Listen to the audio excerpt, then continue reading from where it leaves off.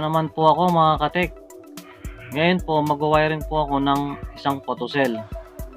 Pero bago po ako mag-wiring, ako po pala si Kuya Ming Tech, isang mechanical at electrical na technician. Kung bago po kayo sa akin channel, paki-subscribe po at paki-click na rin ang bell button para po sa mga bago kong tutorial. Ngayon po mag-wiring po ako ng isang photocell. At ito po yun. Kadalasan pong ginagamit ang isang photocell sa street light. Ito po yung nag-automatic na buhay at patay ng mga ilaw. Bali ang na-sense po o na-detect ng isang photocell ay ang liwanag at ang dilim. Marami pong design ng mga photocell tulad po ng mga to. Pero iisa lang po ang function niyan. Makikita rin po sa body ng isang photocell kung paano po siya wiringan. Bali ngayon po, mag-wiring po ako ng photocell na may contactor. Dahil po ang photocell ay hindi kayang mag-supply ng maraming ilaw, kaya gagamit po tayo ng contactor. Ang contactor po ang magpapatay buhay sa mga ilaw at ang photocell naman ang magbubuhay sa contactor. Pero tetestingin ko po muna tong photocell na to sa isang ilaw kung nagpa-function po siya ng tama. I-diagram ko po muna tong photocell sabay wawiringan. Bali dito po sa body niya, ang wiring po niya ay ganito. I-drawing ko po siya ng actual kung paano po yung diagram niya sa body niya. Bali ito po yung actual doon sa body po niya. Yung black po, yung kulay black na wire, ito po yung supply ng photocell, line 1. Yung white po na wire ng photocell, ito po yung supply niya na line 2 o common. Yung kulay red po na wire ng photocell, ito po yung pupunta sa ilaw, sa isang linya ng ilaw. Yan po. Tapos yung isang linya ng ilaw, pupunta po siya sa color white. Ganyan po ang diagram niya sa body. Pag sa diagram po, ganito naman po siya. Yung black,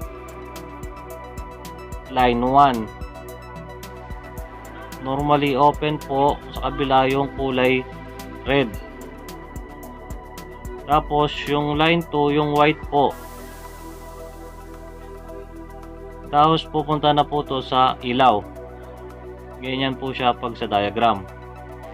Ito pong photocell na to, pag na-sense po na madilim na, magpo-close po tong normally open dito, kaya mabubuhay po yung ilaw.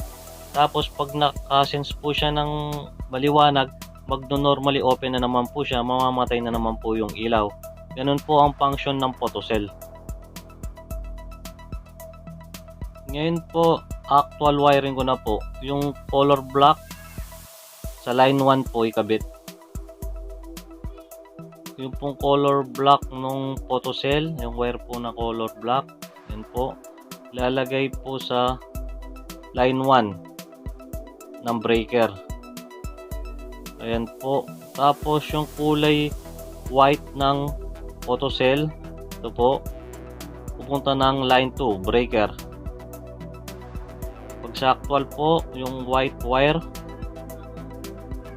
ng photocell, pupunta po yan sa breaker line 2. Ayan po. Tapos yung red po, pupunta po sa isang linya ng ilaw. Ito pong ilaw na to ang gagamitin natin. Yung red, yan po yung red na wire ng photocell, pupunta po to sa isang wire ng ilaw. Ito po ang gagamitin ilaw natin. Ayan po sa isang wire ng ilaw. Tapos yung isang wire ng ilaw pupunta sa color white ng photocell. Pag sa actual color white ng photocell, pupunta sa isang wire ng ilaw.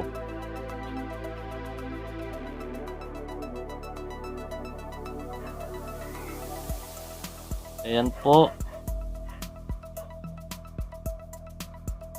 Ayan po, bali ganyan po siya sa actual at ganito po siya sa diagram.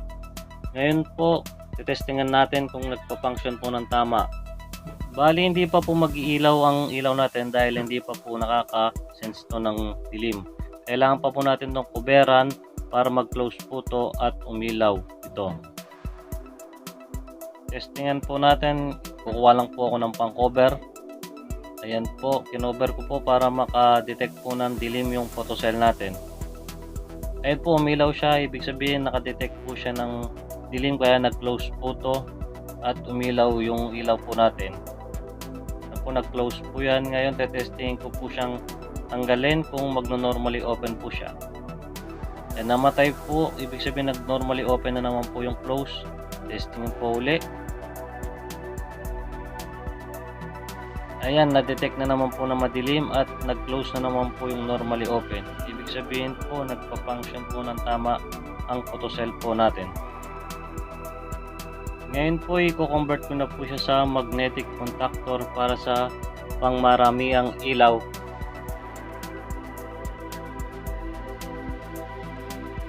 Buburahin ko po muna tong diagram na to para maka-diagram po tayo ng bago. Ayan po. Tapos pagkatanggalin ko po muna tong mga wire na to para sa panibagong wiring.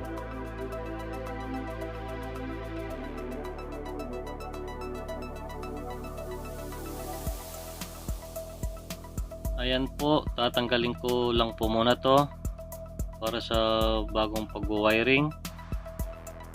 Pati po yung sa breaker kailangan tanggalin. Bali magdo-drawing po ako ng panibago at mag-wiring po ng panibago. Ayan po, bali drawing ko po muna mga gagamiting gamit. Kung mapapansin nyo po, mayroon po akong idadagdag na selector switch sa auto para po dito sa photocell natin. Mag-automatic po siyang kontrolin tong contactor at mga ilaw.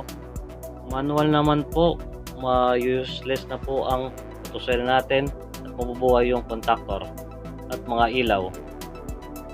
Mapapatay lang po natin yung contactor at ilaw pag in-off lang po natin. Yan po. Ngayon po, sisimulan ko na pong i-diagram. Breaker, line 1, line 2.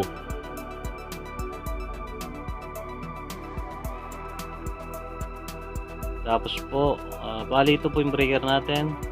Selector switch.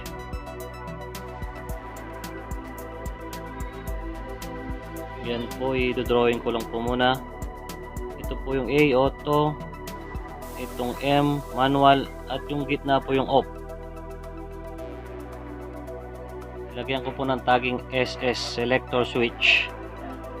Tapos, yung P. Drawing ko po rito P. Ito po yung photocell natin. Tapos, yung C. Ito po yung contactor natin. Ayan po, bali pag sa actual line 1 breaker papunta sa selector switch auto.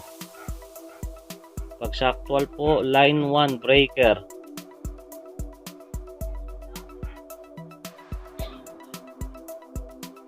papunta po sa selector switch automatic. Ilagay lang po dito selector switch.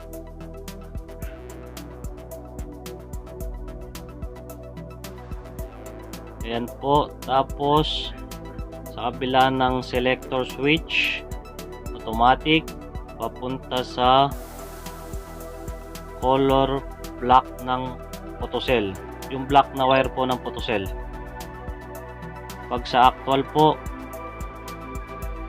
sa kabila ng selector switch automatic. Ito po yun sa kabila ng selector switch automatic. Tap lang po siya sa kabila ng selector. Papunta po sa color block ng photocell. Itatap lang po ito sa color block ng photocell. Color block na wire. Ito po yun. Itap lang po dito.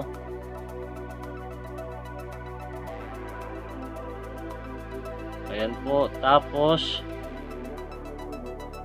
yung color white na wire ng photocell, diretso na po yan sa breaker line 2. Pag sa actual, yung color white ng wire ng photocell, pupunta po to sa breaker line 2. Naitatap na po siya rito. Ayan po.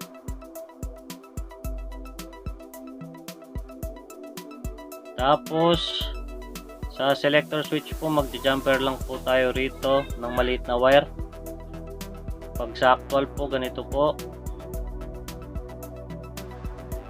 Selector switch dito po sa line 1. Ito po, nanggaling po to sa breaker. Magta-tap po tayo rito.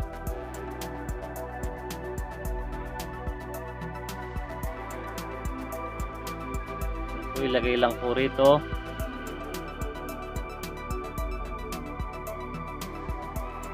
Tapos i-jumper lang po sa kabila ng selector switch sa taas po para masuplayan ang manual. Ayan po. Tapos sa kabila ng selector switch manual, papunta na po to sa A1 ng contactor.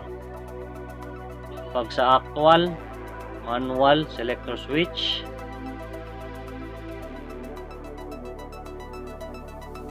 tap lang po sa manual selector switch, papunta sa A1 ng contactor. Yan po, hanapin lang yung A1 ng contactor. Tap doon. Yan po. Tapos yung A2 ng contactor.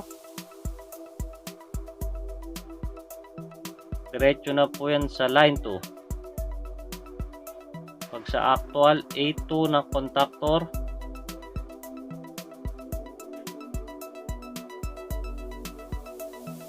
papuntang line 2. Ayan po, itap lang sa line 2. Ayan po. Bali yung natitirang wire na kulay red ng photocell po, dito po, red wire, papunta na po to sa A1 ng contactor. Pag sa actual, color red ng photocell,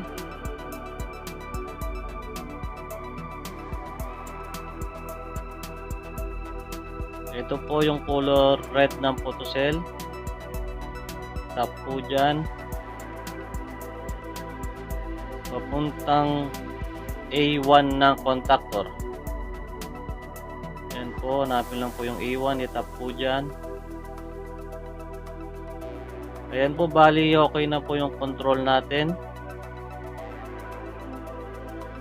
I-drawing ko rin po at i-diagram ang power circuit.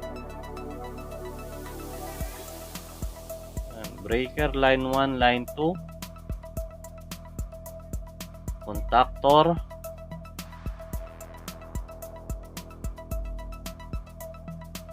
at yung mga ilaw.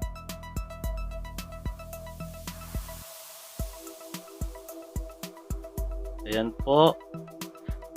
Bali line 1 breaker papuntang line 1 coil ng contactor. Pag sa actual po, line 1 breaker,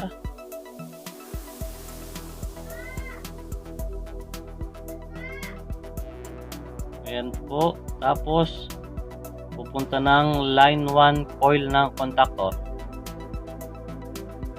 Sa line 1 coil po siya itatap. Tapos line 2 breaker papunta po sa line 2 coil ng contactor. Pag sa actual po, line 2 ng breaker,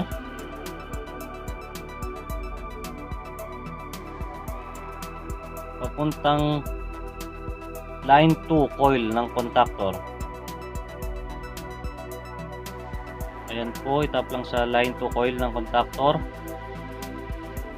Tapos pagdating sa mga ilaw po, kuhanin lang po yung line 1 ng mga ilaw, yung tatlong ilaw na to, tapos itap sa line 1 coil ng contactor. Yan, jumper lang po yung mga line 1 ng mga ilaw. Pag sa actual po,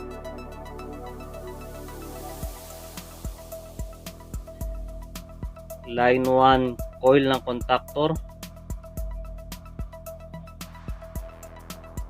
papunta sa line 1 po ng mga ilaw. Kuhanin lang po yung line 1 ng mga ilaw, tapos pag jumperan po, isabay po natin itong mga jumper para dali po silang ikabit sa terminal. Ito po line 1 ng ilaw.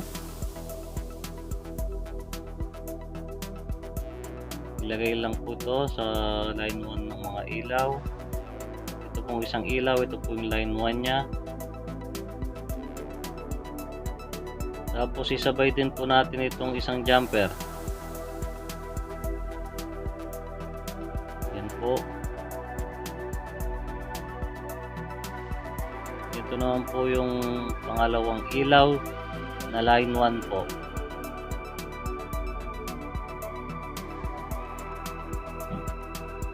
Yan po. Tapos yung isang jumper, pupunta po yan sa pangatlong ilaw, line 1 po. Yan po. Tapos ganun din po sa line 2 coil ng contactor. Line 2 coil ng contactor, kuhanin po yung mga line 2 ng mga ilaw. Yan po, line 2. Tap po dyan, line 2, tap po dyan. Pag jumperan din po sila, yung line 2 ng mga ilaw. Pag sa actual, line 2 coil ng contactor. Ayan po, papunta sa line 2 ng mga ilaw. Isasabay ko na rin po yung mga jumper.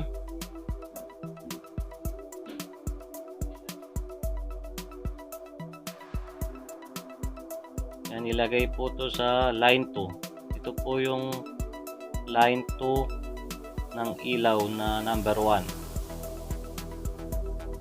Ito po, line 2, ilaw ng number 1.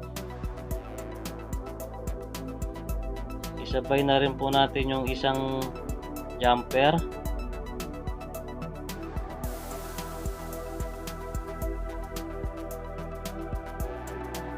Ilagay po natin ito sa line 2 ng ilaw na number 2. Ayan po.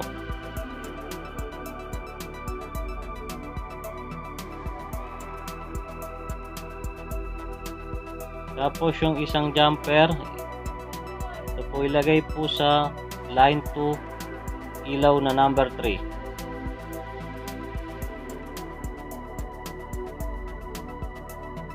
Ayan po, bali okay na po. Testingan na lang po natin. Ayusin ko lang po para makita natin ng mabuti kung nag-function ng tama.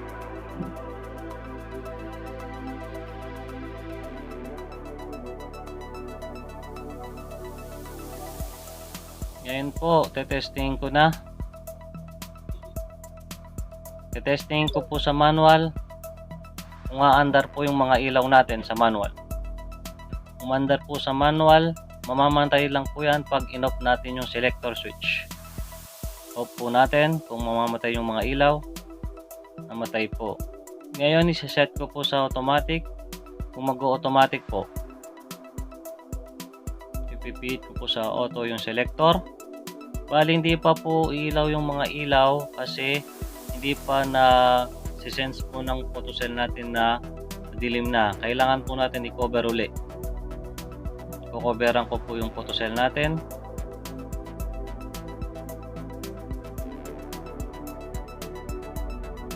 Ayan po. Dapat ma-sense na niya. Papalo niya yung contactor. Ayan po, pumalo po yung contactor at yung contactor pinailaw po yung mga ilaw. Ayan, try ko pong paliwanagin. Ayan po, nag-open na po uli, pinatay niya yung contactor kaya namatay yung mga ilaw. I-try ko po uli sa dilim.